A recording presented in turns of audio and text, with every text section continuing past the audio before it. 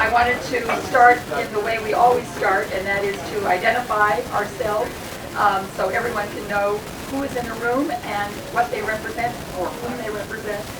So we're going to start this around. Let's start at this end. I'm going to start at this one. You have to talk directly into the center. Okay, identify yourself. Iris Reed from Home Community Services. Viewership.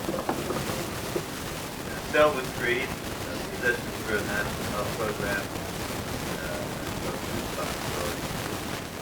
and also National Rabbit.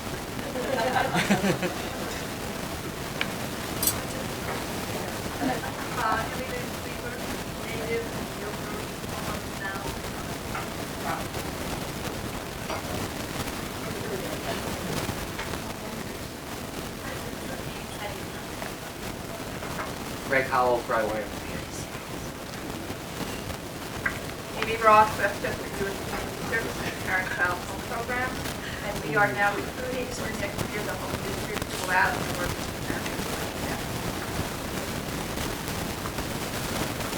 Ernie Ricketts, Rhinebeck High School.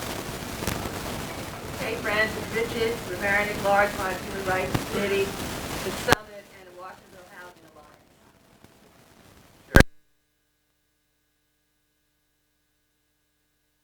At home on the sound. John Bradley, at home on the sound volunteer. Susan Riley, Mamaroneck Public Library. Anne's been down. I work with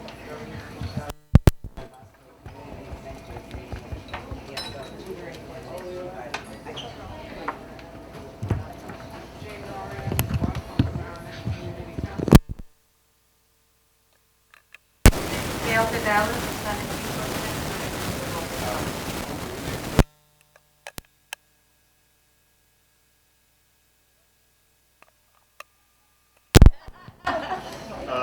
Summit Board, Purchase College, Professor of Latin America and Immigration, Hispanic Resource Center, and Summit Photographer.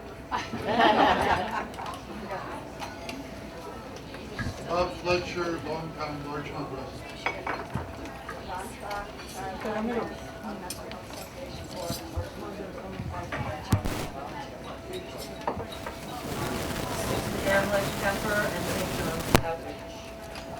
Steve Josephson, Todd Rogers, President of the Chamber of Mamaroneck. Rob Walton, Center for Aging in Place. Jennifer Goldman, Hispanic.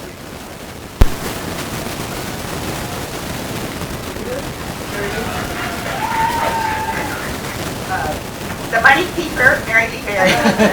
Please, anyone who I haven't visited, let me know. And I am with the Summit and with the Interfaith Council and the Women's Club.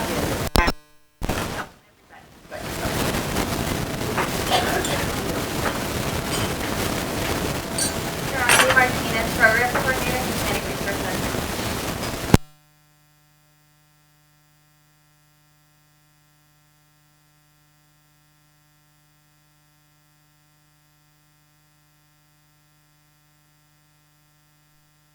Carolyn Pomerantz, Mamaroneck Library Board, the Summit Board, very important, and the League of Women Voters Board. Ernie Odiona, Councilman, Town of Mamaroneck. Stephen Bartell, incoming President of the Rotary Club of Larchmont. Sabrina Fiddleman, Summit Board. Shirley Hilton, Mamaroneck. Ruben Ea, Wells Fargo. Stan Futterman, your school board, and I'm available to drive you to polling places afterwards to vote for budget and bond. Candidates. I'm a resident of Mamaroneck. Stop and say that louder about the school budget. The school budget vote, everybody knows, is today. We need every vote at your elementary school. Please get out and vote on the school budget. Thank you. Janet Vote yes. Yes. Janet Siegel, Four Winds Hospital. We could all volunteer at the TAP Center, Father Needle President. Professor Forbes.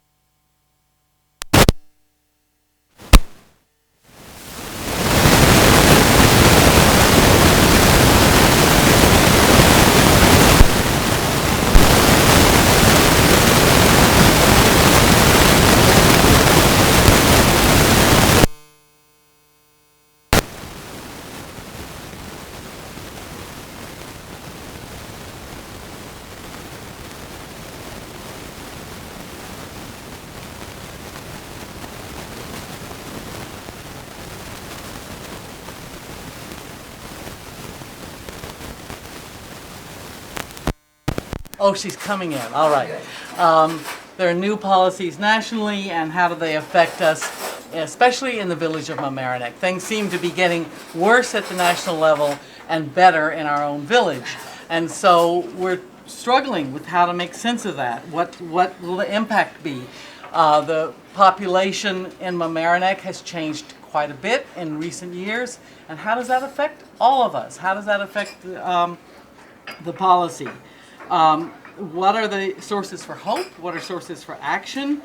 How do we move forward? That's what we wanted to address together. I'm very excited because we've been working on this. Thank you. Sorry about that. We've been working on this for quite a while, and we assembled our dream team of panelists, that the people that we most hoped for. All three are able to be here. So I think the one is on her way in. Is that correct? Yes? Okay. I wonder if maybe she doesn't want to begin. All right, we'll put her second. We'll start then with Detective Sandra DeRussa. Detective DeRussa is in her 9th year with the Village of Mamaroneck Police. She had, since for the last 4.5 years, she's been the first domestic violence officer in the village. That's her job, and she does follow-up investigations with domestic violence victims to provide resources and help, and she helps with the training of new recruits for police departments all over the county at the Westchester County Police Academy. So we're really very lucky and privileged that Detective DeRussa is here with us today. Before she begins, I want to explain that I've asked all our speakers to limit themselves to just about 10 minutes so we can have lots of time for questions. Detective DeRussa? Great, thank you. Good morning.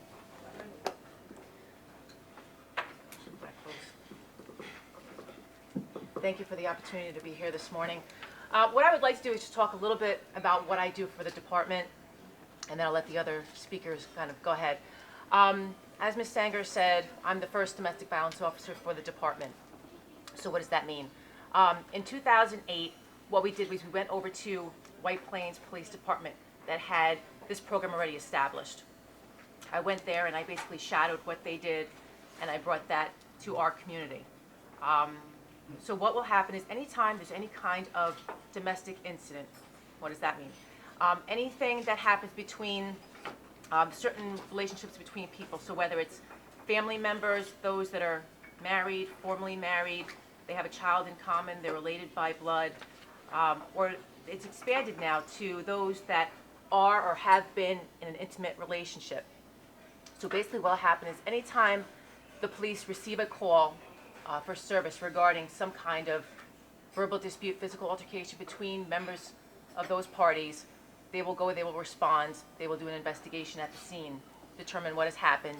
They will complete a state-mandated form, which is called a domestic incident report. On that report, a lot of pedigree information is on there, a narrative about what had occurred, whether or not there are charges that are going to be filed and whether or not an arrest is made. Then what happens is I get a copy of that report. I'll go ahead, I'll review it, and then what I will do is I will reach out to at least one of those parties that's on that sheet, normally the person who's deemed as the victim or the party one, to determine, does there need to be a follow-up investigation? Are there any resources that I can provide to that person? Because it is very daunting for people who don't know anything about just the criminal system or just being involved with the police. So it's important to have that relationship, to reach out to them, to let them know what their options are. Again, in this community, we are a very diverse community. I have made contact with people of all races, nationalities, socioeconomic backgrounds. It runs the gamut. No one is immune from any kind of domestic violence, unfortunately. So I do work closely with the Hispanic Resource Center. I've worked with Zoe before and with Janet, and it's been very helpful. I know that the other speaker is probably going to talk more about the law and the changes in the law. What I have seen is that there has been an increased amount in the number of members of the Hispanic population that have come forward to report incidents of domestic violence, whether it just be verbal altercations or something that is more serious. Thankfully, we are in a very safe community that we don't have a lot of incidents that escalate to that level.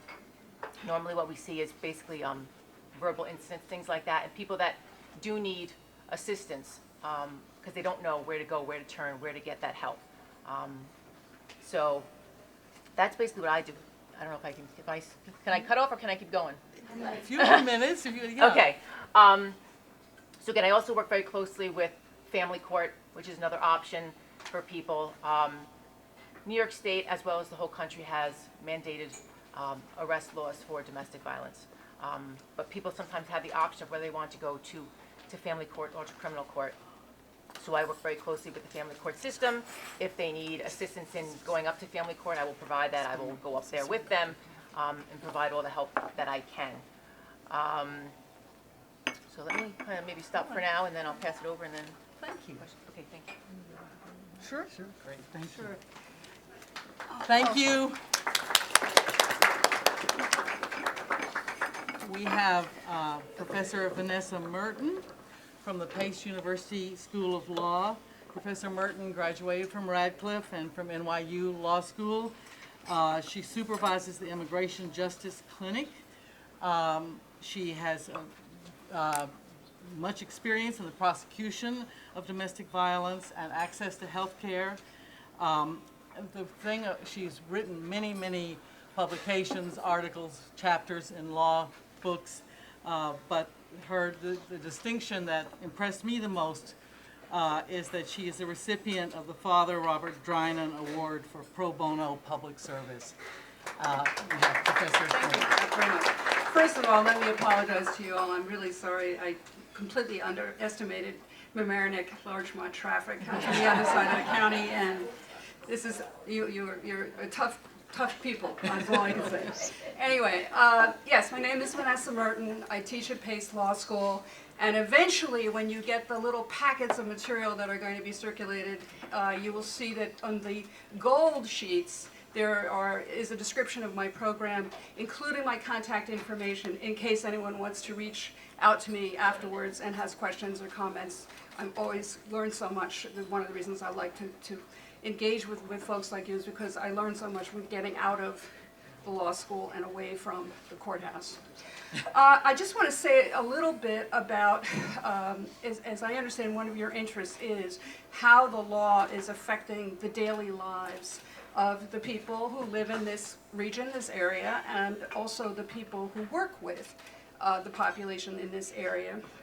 And quite remarkably, I was originally going to talk with you more about some other issues, but today, as a matter of fact, just about now, the law is changing right here, right now, in the state of New York, across the state of New York, and here in Westchester County, because the federal government has mandated, quite suddenly, quite unexpectedly, that a program called Secure Communities, sometimes referred to as SCOM, is going to go into effect and be required to be in effect, even though, for example, the governor of the state last June decided on having carefully examined and weighed the balance, costs, benefits, potential advantages, potential disadvantages for the people of this state, had decided not to allow New York State to participate in this particular federal program.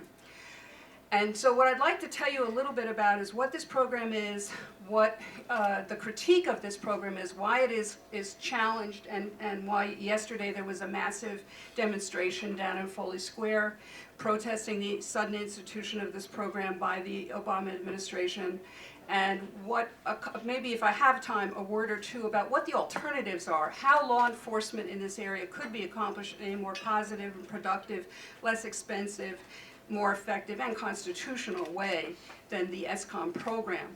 Now, because I have so few minutes and because immigration law and immigration policy are the most intricate, complicated, convoluted, absurd body of law and policy that exists. And in my life, I've done a lot of different kinds of law. And when I started doing this 5 years ago, I had absolutely no idea what I was getting into, or trust me, I would not have gone there. But here I am, and because it is so difficult and complicated, so that if you say one thing, you almost always have to immediately insert two caveats, an exception, and you know, it makes it so complicated. That's one reason I travel with a lot of paper, because I want you to be able to take some materials, some facts, some information. I will try to tell you a little bit about what these papers contain, and take that home with you, or look at it here, or whatever you wish, just so, because I want you to be as knowledgeable as possible about the decisions that are being made in your name by the United States government. Okay, so what is ESCOM? Essentially, it's described by many law enforcement folks quite benignly as simply the sharing of information between the state government and the subsidiaries of the state, that is the counties, municipalities, villages, towns, everybody, and the federal government. Okay, that sounds pretty, okay. What it means is if you arrest someone or you take someone into custody, you then transmit certain information and fingerprints critically and other biometric information to the federal government. And the idea is this is to identify, the purpose is to identify ideally the most problematic, dangerous, criminal immigrant people who are not at this time entitled to be in the United States, so that we can put them through the removal process and get them out of the United States. That sounds pretty reasonable. Like many good ideas, the problem is not necessarily either the purpose or the concept. The problem is that it is virtually impossible to do. It absorbs a tremendous amount of resources. It is very counterproductive in terms of the impact on the communities that are affected, so that instead of policing being a community policing activity, it becomes a source of suspicion and fear and distrust and unwillingness to cooperate and unwillingness to provide information and unwillingness to testify, unwillingness to make a complaint, unwillingness to do anything that brings you into contact with anybody who's wearing any kind of uniform. That's the big cost of the ESCOM program. Now, why, you might ask, why doesn't it work? Isn't there a beautiful, clean, accurate database somewhere that lists everybody and lists their immigration status clearly and cleanly, so that anybody could look it up and just get it, right?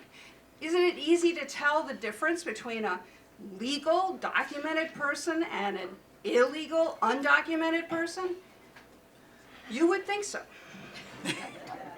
But the answer to that question, sadly, at this time, is no and no and no. So much no. It is so impossible to tease out many people's status. That's why I have a job. Because as a lawyer, as an immigration lawyer, you know, it's hard for people to recognize. Every single person that our clinic, our free legal clinic, which is staffed by law students at Pace Law School, everyone we represent starts out, the government is claiming this person has no status. This person is illegal. This person should not be here. That's, well, so far in the 5 years we've been doing this, so far only 2 of our clients have been removed from the United States, thank God, because, in fact, when you unpack the very convoluted, remember I was talking about the messy, terribly complicated, absurd, insane law, very often you come across amazing things, like someone who never knew it was an American citizen. Because under our law, if you had a grandfather in a certain place, and we had over 1 million people of Mexican origin who were citizens of the United States, who were removed forcibly from this country in the 1930s and 40s, and their property was seized, and very few people know about this. I certainly didn't know about it until I got into this field. Descendants of those people have status in this country. But you can't tell that, and many of them don't know that. And we don't have in this country a document, as many countries do, a single document that unequivocally establishes some type of status. A green card, for example, is not that at all. You can have a green card and be deported, of course, right? And you can not have a green card and be absolutely not deportable. It just doesn't correlate. It means certain things, but it doesn't have anything to do with whether or not you're removable from the United States legally. How much time do I have left? Keep going. I'm just starting. I mean, 3 minutes. This is the problem. Yeah. Well, so the main point I want to make is that it's very, very difficult to ascertain accurately whether or not someone does have status, is entitled to status, and the worst thing about it all, and the bulk of the materials that I'm providing to you are documenting, and I hope explaining to you, that the worst thing of all is that because in our system, the people that get caught up in the system, be they citizens, be they legal permanent residents, be they temporary visitors with visas, be they people who cross the border unlawfully, you're not entitled to counsel. Well over 60 to 70% of them do not have counsel. Those who do have counsel may be in even worse shape because the immigration bar is the cesspool of my profession. No, I'm sorry, but it is, and it is just horrific. The misrepresentation, the exploitation, the abuse, the stealing, the cheating, the lying, the deceiving that goes on by lawyers who take advantage of immigrants who are not familiar with our legal system, do not speak English as their first language, etc., and are detained. The 2 terrible things about our system is that people don't have lawyers to try to navigate this incredibly complicated swamp of law that I promise you not a person here could navigate on your own without a lawyer. Not one of you. I don't care if you've got 3 PhDs and 19 Nobel Prizes. You couldn't do it. And the detention. The vast majority of people who are going through this system are placed in detention, and they're not just placed in detention, they're transferred, they call it transferring benigntly, all over the United States. They can be held anywhere. Oakdale, Louisiana is where a number of our clients have gone. That's 6 hours from nowhere. As are the western New Jersey, the Texas, Harlingen, Texas, Florence, Arizona, Eloy, Arizona, I could go on. You can be transferred away from your witnesses, your family, your source of support. A very large percentage of people are not eligible for bond.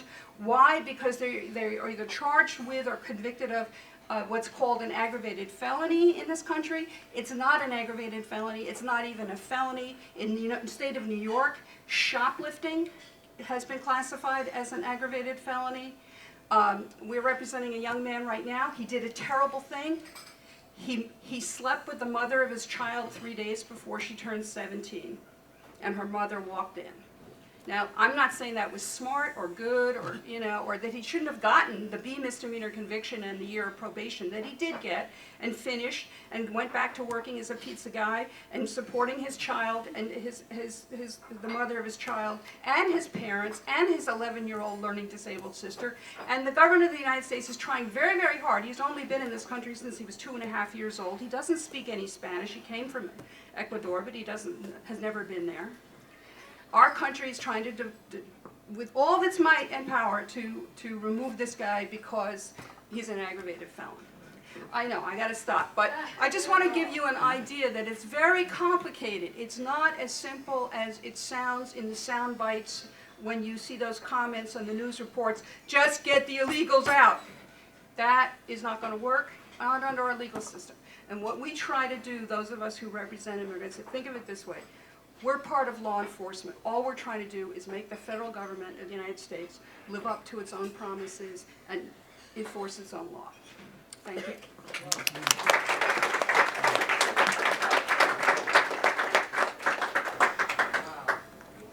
Thank you.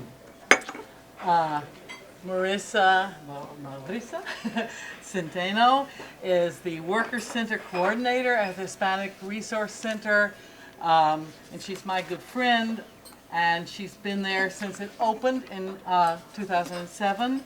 She's a graduate of the University of Chicago with majors in International Studies and Latin American Studies. She works to monitor, take care of everything about the workers who come into the Hispanic Resource Center. Before she worked there, she worked in New York City with the Latin American Workers Project. She has the experience on the ground with the people that Vanessa and Sandra speak about. Thank you. Thank you. Thank you, Vanessa. I took the train this morning and picked up the newspaper, and it says the end of New York City as a safe haven for illegal immigrants. Very fitting for this morning's discussion. And mainly it had me thinking, what makes a safe haven? Some people see safe havens as a very bad thing, scourge. We're going to have people coming in and eating at our restaurants and not paying, or filling up the schools and creating mayhem. And in reality, it's nice to see this set of community members, because I think that a lot of people here have a lot of experience working with the Mamaroneck community. Everybody, the immigrants, at least for the Worker Center, we have been working very hard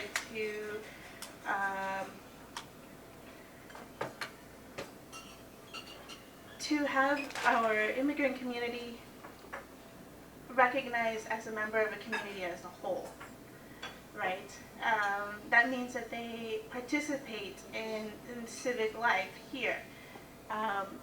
Their children go to your schools, we go to the library, we participate in all of the events. We are a huge part of the economy here, and oftentimes we're faced with what are the risks of treating our community members in the way that the law says that we're supposed to treat them. And oftentimes I'm the one that has to, along with all of our other organizations here, have to explain to the immigrants what these laws mean for them. I have to literally translate it for them and explain to them in a way that they understand. And most times, you know, I'm hard for understanding as well, because they have to continue living their lives and they continue being part of your community, and a really good part of it. One of the beautiful things about this town is that it has embraced every aspect of its community members and brought them here to really participate. I think that there's one of the strengths. You know, I came here when this town was sort of in this political divide. You know, what are we going to do with those day laborers on the corner? Some very courageous people went to them on the corner and said, we're gonna fight with you. And it turns out that they do have rights. It turns out that they have the rights that we have. They are able to look for work just like every one of us. But because they weren't seen as part of the community, those rights were seen as disposable. But since then, I think with organizations like that are very much like Washingtonville, the Hispanic Resource Center, CAP Center, the libraries, the schools, we've really been able to move on from that. You see now groups of pockets of immigrants, parents participating in the schools. They come to library programs. We have community events here all the time.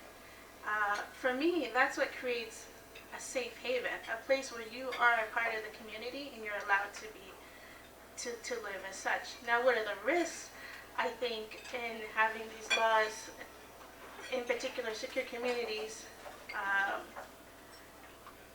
kind of erode that sense of community? I work with day laborers who come to me because they've been robbed of their wages. It's a weekly basis. Sometimes it's every day. And it permeates every single part of our economy. It's not just the gardeners. It's not just the housekeepers. You know, it's in almost every sector that you can think of. And in some sectors, it is a huge problem. And what happens is that it's not just their problem. It becomes our problem because it creates a situation where our economy has been weakened because people are robbing other people of their wages. It makes for unfair business practices because all of a sudden you're not able to compete with another business that's not paying their workers. And in other senses, families themselves, their sense of security has been eroded. There is a statistic out there that says 1 in 4 children in the United States has a parent that is at risk of being removed or deported. 1 in 4. And that statistic is a lot more close to you than many of you imagine. And so what that means is we have immigrants who are raising U.S. citizens. And so when we treat our immigrants the way that our laws are telling us to treat them, you're also treating U.S. citizens the same way. And these citizens are the ones that are going to be taking care of all of us when we're older. They're the ones that are filling our workforce. They're the ones that are being educated here.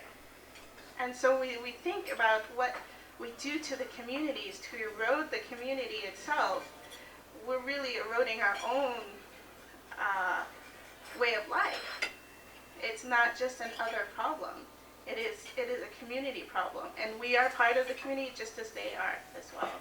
And this is the main thing that I have learned at working on the ground with people who are vulnerable every single day of being deported, of being robbed of their wages, of being victims of crime. And as a community, I think we all have really been able to buffer that because of the hard work that everyone really does here. But it just makes it harder when we have laws that are being passed that literally dictate to us what we can do to maintain our community. Thank you. That means not much. Historically, and again, if I ever get this material distributed, you'll have a chance to read for yourself. I did not know, I was not aware, I've been a lawyer for 35 years, that, for example, it was completely legal for us to pass in 1883 an act, statute, barring all Chinese from the United States of America. And that was in effect until 1943, during the war, when China finally said, "Excuse me, we're your allies."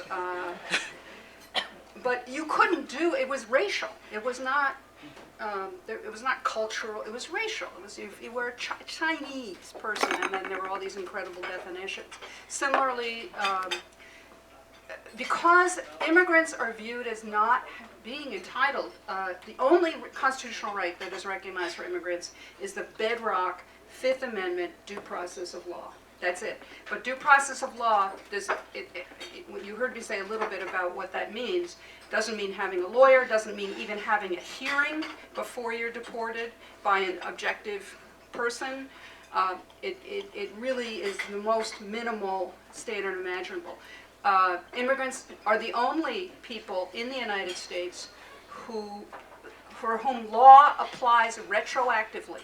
So there are hundreds of thousands of immigrants who are theoretically illegal, that is to say, subject to removal, because in 1989 they were convicted of a misdemeanor after having been here since they were 2 years old and having been here ever since without any incident. Lots and lots of very elderly people have been removed from the United States. Let me. I think the Dream team out there done a good job. I've enjoyed what they've said. I'm also chair of the Civil Liberties Union, Hudson Valley. I've been doing a lot of this work, and I think, first of all, I want to start by saying that all of this is intentional. None of this is unintentional.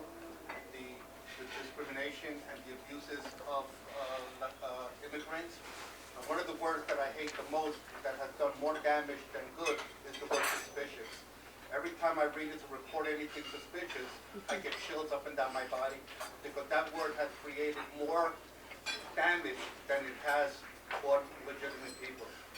And you have a question? yeah, that is well, you could all laugh, but the question is that one of the problems that we have here is absence. That we have absence of policy in immigration law. And this allows every village to do what they want, and the law to interpret it in any manner that they want. And this word absence is something that we ourselves have to examine as to why certain things are absent and why certain things are not, because they really get to the core of the problem. And we really would do this, her words. Last Monday, she spoke for an hour and a half. Okay. For an hour and a half to discuss immigration policies, addressing as a keynote speaker in New Rochelle High School. Thank you. Other questions or comments from our panel? Other questions? Yes, Zoe. Zoe Cologne. I just had a comment, because I think what's really disturbing about all of this legislation is that... Do you have a mic? Is there a mic, or can you shout? Okay, I'll try again.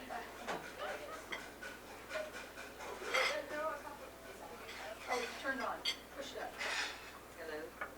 You hear me now? Yes. Okay. Beautiful. It's too early. My voice doesn't carry. So I just had two comments. They're not questions, but one is that I find the most disturbing about all of this legislation is that at the end of the day, in theory, secure communities, in theory, sounds really appealing, right? It's protecting us from people who are criminals, but what's really happening is de facto segregation, discrimination. I mean, and it's obviously historical, and it's institutionalized racism, and we know all of these things. And what really disturbs me about these policies and what's happening is that it's really just legitimizing, some of these feelings and historical racism. And so even when legislation is now passed, even if secure communities was not implemented in New York State, it's happening in practice. And so we really need to see that it's not just what's happening at the policy level, at the government level, but also that small conservative, it happened in Mamaroneck, so here we are, here's the summit, there are great people at the table, but not everybody who has a stake, right, and who has the power is sitting at the table, right? And so we know from what happened in Mamaroneck, in 2005, 2006, 2007, and the lawsuit, that this was actually happening, that some of the things that happen now in Arizona that we find to be disturbing has happened in Mamaroneck. And so again, it's not so much about what the policies are, but also what's behind there, right, and where it stems from. And again, just what's happening in practice and de facto. So happening at the policy level, but what's happening in our community and practice is really important. And so again, these copycat legislations and SB 1070 is really just legitimizing or validating those feelings. But again, we really need to work on like the institutionalized racism and how we feel and who we include in our community and who we see as other. And all of that has to do with race and class. And again, so I just wanted to comment on the fact that separate from that, we have de facto like practices that we need to work on. Thank you. Thank you very much. I would like to ask Detective DeRussa if you would like to comment as a police officer in the village, what kinds of pressures you feel from all directions of the kind in response to what Zoe Colon just said and others. Well, I mean, as Vanessa had said, it's not as cut and dry, as we think it is. And, as being a police officer, being in a small community, we want to keep our citizens safe. We don't look to see, where the person's from, nationality, gender, whatever. It's just we want to keep everyone safe. Now, with that, we want victims to come forward.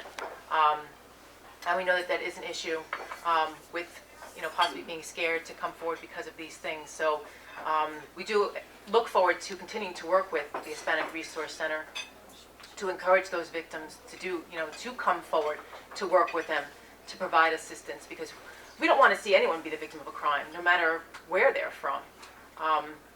That's important to keep, to keep our community safe. So again, I look forward to continuing to work with them, and I worked with Zoe just recently on a case as well. So I look forward to working with her as well on that. Thank you. Another question. Yes, Jane. Detective DeRussa, there's been a lot of talk in New York, I know, about I can just shout. No, use the mic. Shout and not be angry too. I want to know whether there is any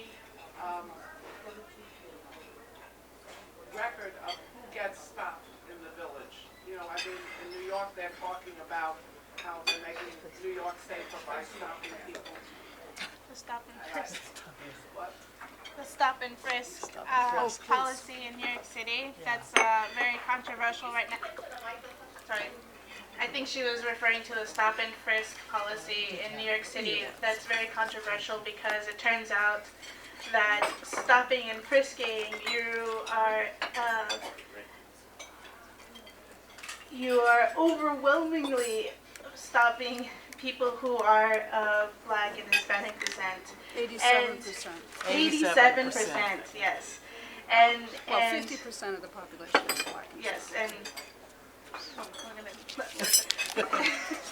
but the idea is that this is also part of our environments now, and how there is this disconnect, because if you don't actually live it, it's very, very difficult sometimes to imagine how it affects you personally, and I think that's part of what is so important about becoming, opening yourself to really participating with the part of the community that sometimes you don't talk to. You might just see them as somebody who works for you a few days a month, but really engaging in that conversation, because it really changes your perspective. Yes. Okay, just so I can answer part of that. I'm no longer in patrol, but I can tell you from what I know is going on. If someone comes across someone just to ask them questions or what have you, they're not necessarily going to document their information, get their pedigree information, things like that. If they do a traffic stop and they run the person's driver's license or license plate number, there is a record of that, obviously, through the system.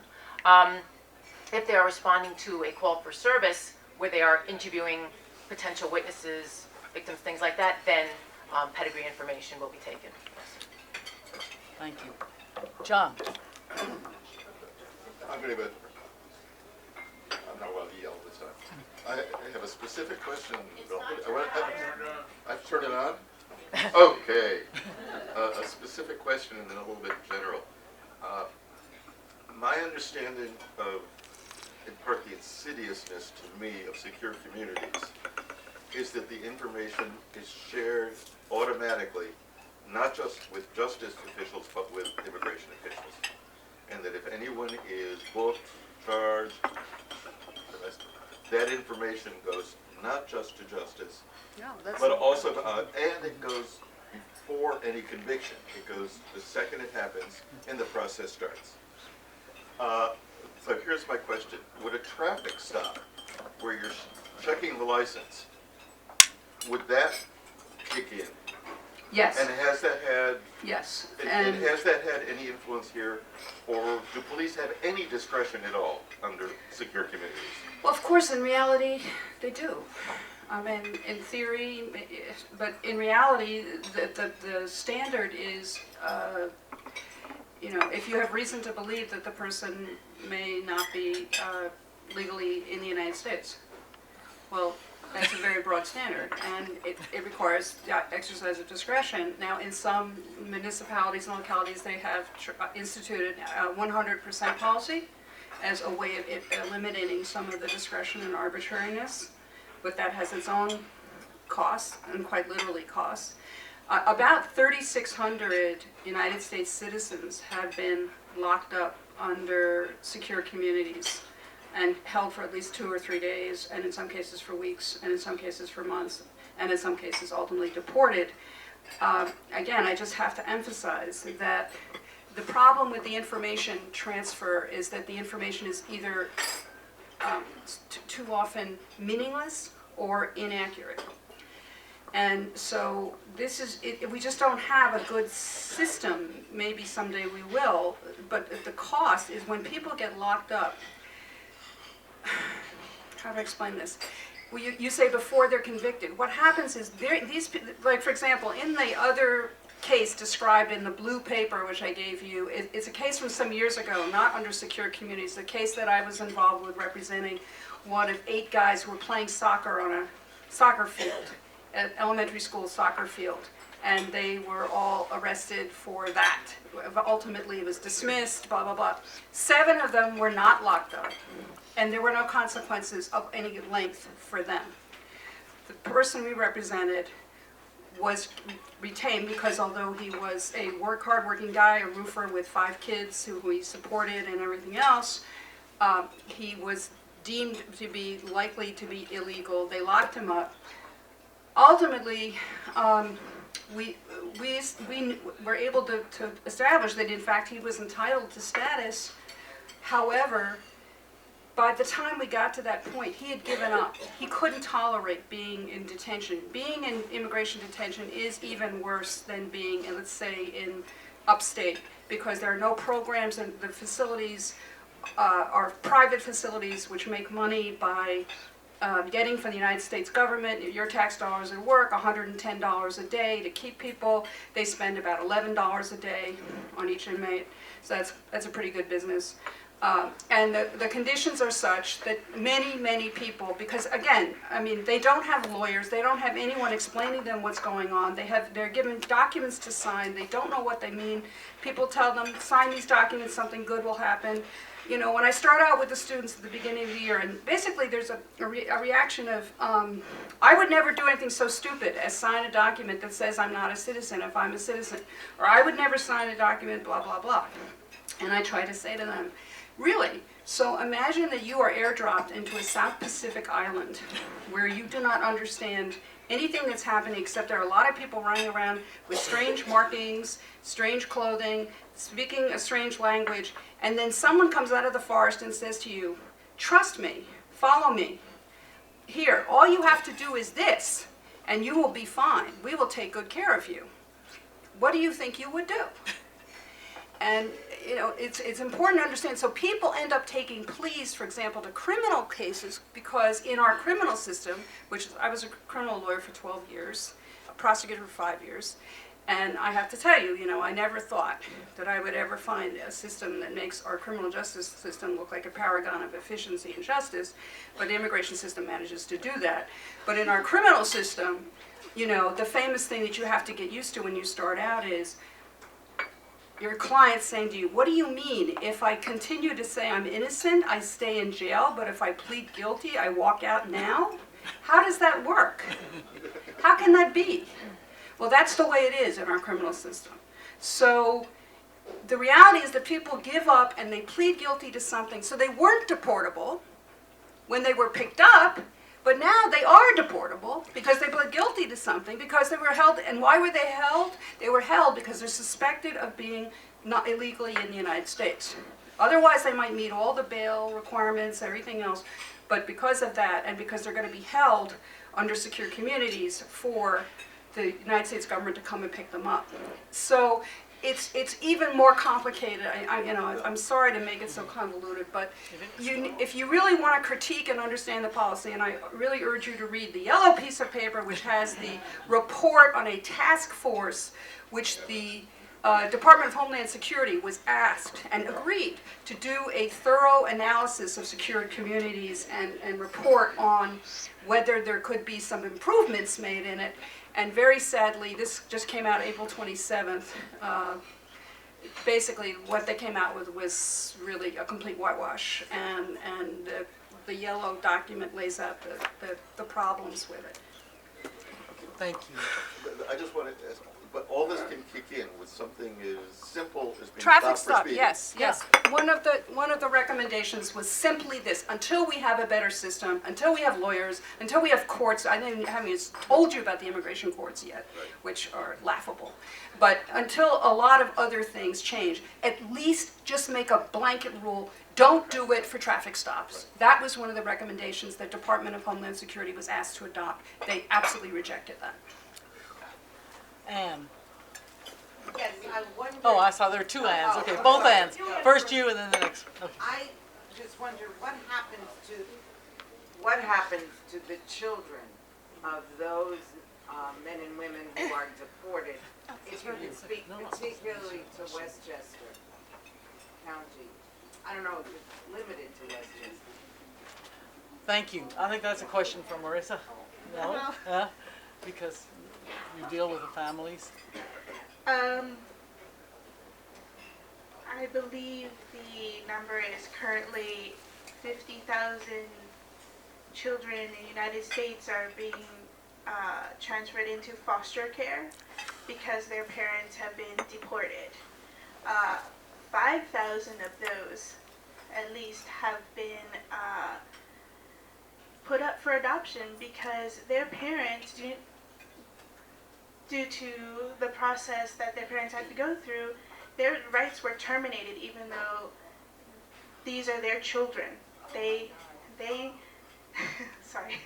And actually, I heard that somebody is working with foster children, so that person might know a little bit more about the actual details of how this works in this community. But please imagine, 1 in 4 children have a parent who is at risk of being deported.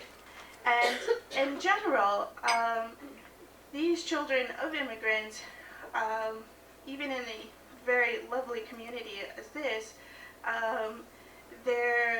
they have higher risk of depression. Their health care is more shoddy because, as an immigrant parent, you really do have to weigh the costs and benefits of taking your child to the hospital or to an emergency room, or if they are, there are decisions that have to be made that you might not make just because you feel completely safe to do so if you're going to bring your child in to see a doctor, even though that child themselves has complete coverage. And also the terms of being in an education system that is geared towards non-immigrants, right? And so many of these children are non-immigrants, but they're treated as such. So the numbers are scary, very scary. Thank you. And the other Anne, thank you. It's a good question for Anne. Is there no hope? When something as wonderful as the DREAM Act is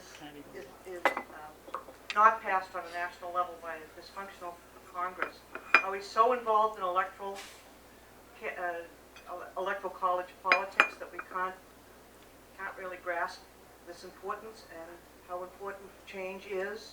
Just inform me of a recent task force.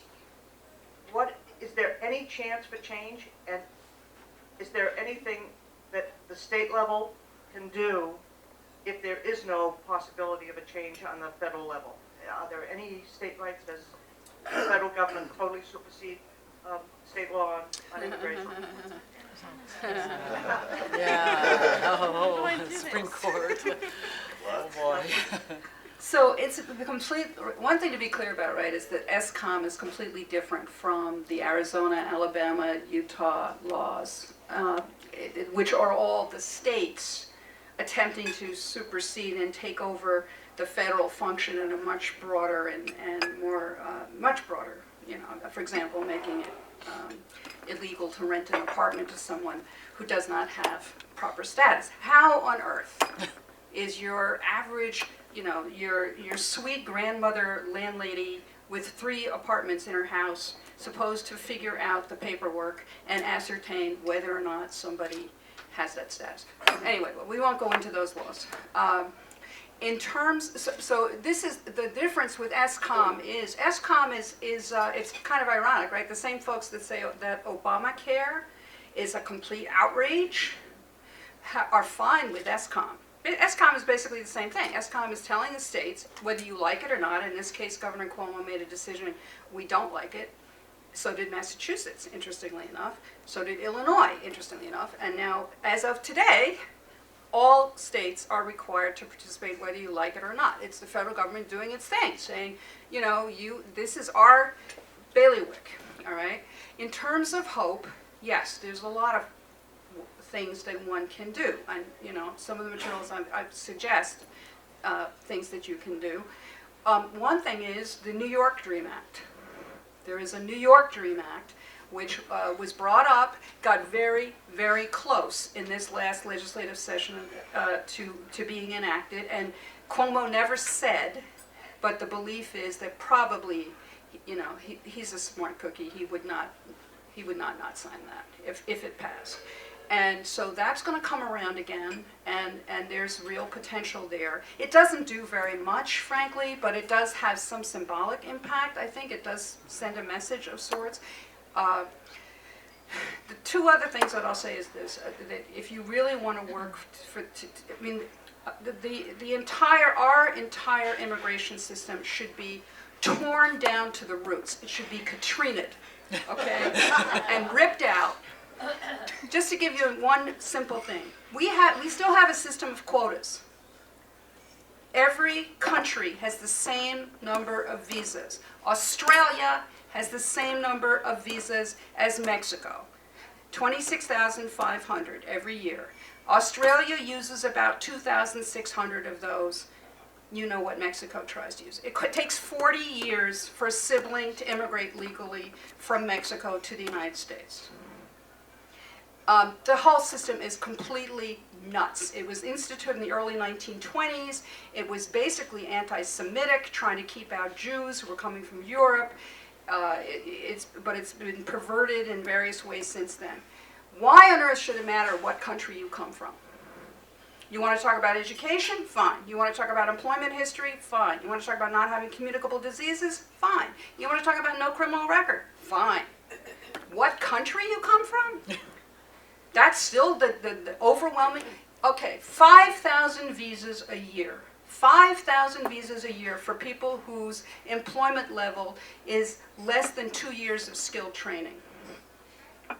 That's the number of unskilled, if you will, workers that legally can enter the United States. Excuse me, it's not the number of workers because that includes family members. So it's not 5,000, it's about 2,200, 2,400 a year. That makes sense, right? In a country of 300 million people, I mean, there are high schools that have more people than that, okay? So the first thing to work for is just saying, tear down the whole system, the complexity. You shouldn't need a lawyer. You shouldn't need a lawyer to either apply for immigration status or defend your immigration status. It should be simple, the way people would like to believe it is. It should be 5 things, that's it, 5 demonstrable things, and after that you get in line. Something like that. That would make you get rid of the money that we would save, the detention, the money we're spending. Do you know how many we've tripled? No, excuse me, we've quadrupled.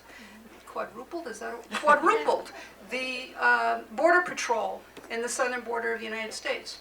They're chasing each other at this point. They really are. They really don't. I mean, I was down there. I was in this Jeep, and I'm like, the guy says, "Oh, yeah, it was another Jeep." I mean, it was another guy. I mean, it was. You know, we built this crazy fence. I applied. I couldn't believe it when I saw they were paying $3.3 million a mile for the fence, for the 35-foot fence that I have on my website. I have a picture of 2 teenage girls scaling it in under 10 seconds. Okay? That fence, I applied. I said, I think I could build it for maybe $1.5 million a mile. I really do. And I figured, you know, I could do good things with that money.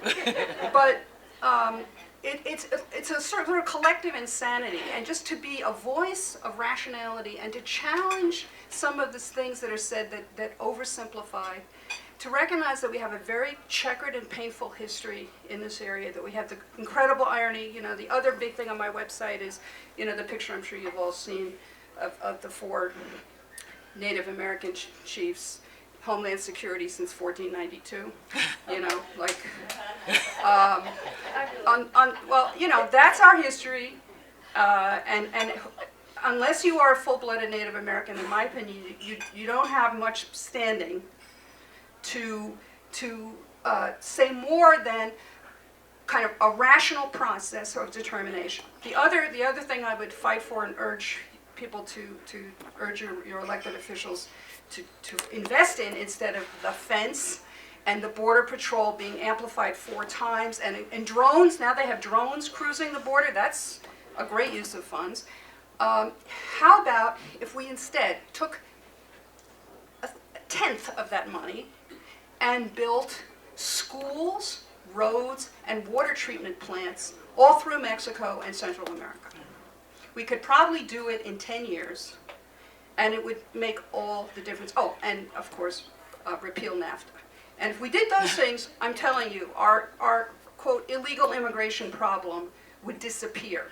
We would be soliciting, we'd be trying desperately to get people. Right now, the illegal immigrants as well as the legal immigrants in this country are the only things that are keeping the Social Security fund afloat. Because they pay into the fund, they do not get benefits out of the fund. They also pay sales taxes, they also pay property taxes, they also pay a lot of other fees, and you know, are basically keeping our economy in some places. There are lots of places in the Midwest that were completely dead ghost towns that have been revitalized and revived by immigrant communities and so forth. But the point is, you have to, if we were serious, and I don't think we are, but if we were serious about immigration policy in this country, we would address what's happening in the countries of origin that bring so many people to risk their lives and risk losing their children and risk detention for years just because they need to, they have to. They don't have a choice. They don't come here because they love this place so much necessarily. They have no choice given the horrific, some of which is also attributable to our policies. So there are some things we can do, in my opinion, that could really, really turn the situation around. Thank you. We're out of time. We should allow one more question if somebody's ready. You have your hand up. I have one question I've been dying to get to say. Yes. Please. All right. It's irrelevant. Okay. I don't need that. It's in reference to high school kids that are brought here when they're 2 years old. Right. And now they're 18. Right. And they can't even go to the motor vehicle and get a picture ID. No. So my question is, what can I bring back to a few students who have questions about trade school? They're saying, how do I get in? How do I pay? I can't get a grant. I can't get a loan. My mom and dad. That's the New York State That's Dream the Act. Dream Act. That's the That's the Dream Act. So I have no information to bring back to them. You mean That's my question. good information? No. No. There's nothing that I can bring back. Actually, there's one thing to bring back. It's very understandable in circumstances like that to lie and to deceive and to do what you have to do to get fake ID or to do what you have to do to get into a program, okay? All you can tell them is that if they do that, they are risking any possibility in the future, if the law should ever change, of being able to regularize their status. The one thing that is really, really almost impossible to overcome, you can be an axe murderer and ultimately get status in this country. But if you deceive the government, you lie to the government, you file false documents with the government seems to be really good at finding that out. And that is an absolute bar to ever being able to have regularized status. They stay idle. They stay idle. They deliver pizzas. But you just said we can urge that the DREAM Act, at least in New York State, can. Yes, that would help. Do something. We can write. That would help. That is Yes, I'm sorry. not all impossible. We have to do something on our own. we're all very concerned that we're out of time. Stanley and somebody back there had her hand up. Yeah, go ahead, Ruth. It occurs to me that the schools are the institution with the most continuous contact with the immigrant community. Church. And they're still under local control. So the question is, what should the schools be doing that they're not doing now? That's huge.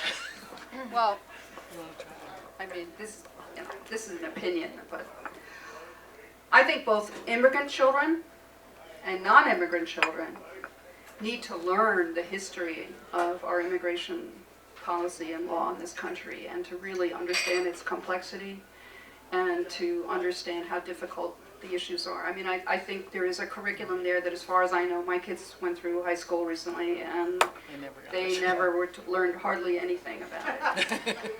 How about a program that's funded by people who fund things like at Home on the Sound? How about people funding a program during the summer that would take these kids in? Well, and we had a question from, I'm sorry, you had a question in the back. Stand up again, and we're really out of time though, yes. Approximately how many people are arrested or deported that are not criminals? They're not criminals? About 2/3. And criminals is criminals is a term that includes, as I said, people, shoplifters, traffic, any kind of moving violation. In New York, we have violations, misdemeanors, and felonies, and even a violation can get you, if it's a domestic violence violation, can get you deported. For example, harassment or disorderly conduct or something like that.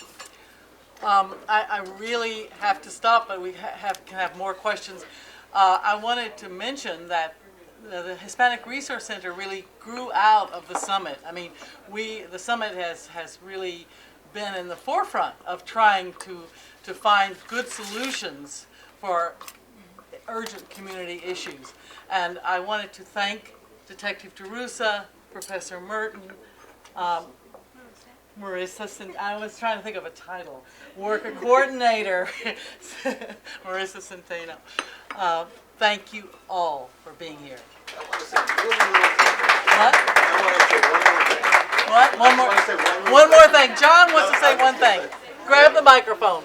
The one thing that I think both Vanessa and Marissa stressed an awful lot is that all these laws leave people vulnerable to all kinds of exploitation that on the surface has nothing to do with the law per se.